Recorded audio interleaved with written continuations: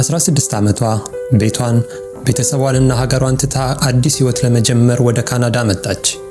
ብቸኝነት፣ አዲስ ቋንቋ፣ አዲስ ባህል፣ አዲስ መንገድ።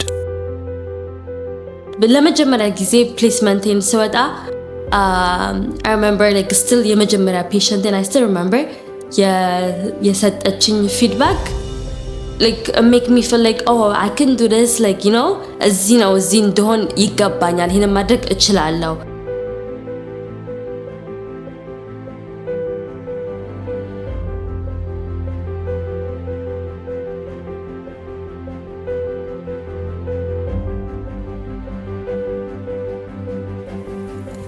የሁለተኛ ደረጃ ትምህርቷንና የኮሌጅ ዲግሪዋን ለማጠናቀቅ በብርቱ ለፋች።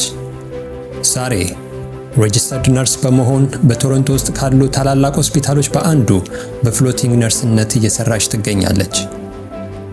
አዳዲስ ክህሎቶችን ለማዳበር ሁሌም ትማራለች፣ ትጥራለች። always ራሴን አፕግሬድ ማድረግ በጣም ነው የምወደው። always የተማርኩት ነገር ሄልዝ ኬር ውስጥም ስሰራ ሁሉ ቀን መማር አለ። ዛሬ ሄጄ ማላቀው ሜዲኬሽን ሊኖር ይችላል፣ ማላቀው ዳያግኖሲስ ሊኖር ይችላልና ሁሌ ኦኬ I have to learn ምንድነው ሰርች ማድረግ እሱን አዳፕት አደረኩት ነገር ማለት ነው።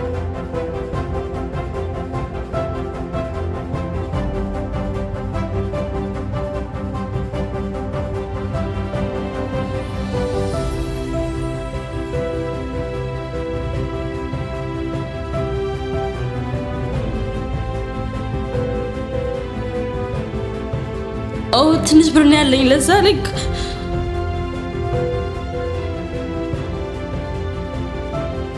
ቁርስ ልብላና ምሳውን እንዝላለው ኦኬ ነበርና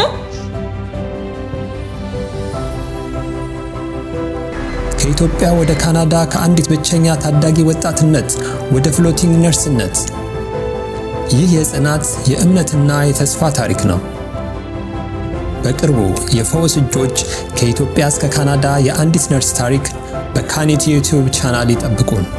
ቻናላችንን ሰብስክራይብ በማድረግ ሙሉ ታሪኩን ይመልከቱ። ኮምፎርት ከሆናችሁ ደሚስ የሆነ ችግር አለ፣ የሆነን አንኮምፎርታብል የሚያደርጋችሁ ነገር ወደፊት የሚላውጣችሁ ነገር። ምክንያቱም ሰክሰስ እና ለውጥ ላይ ለመድረስ ምቹ አይደለም፣ ይቆረቁራል።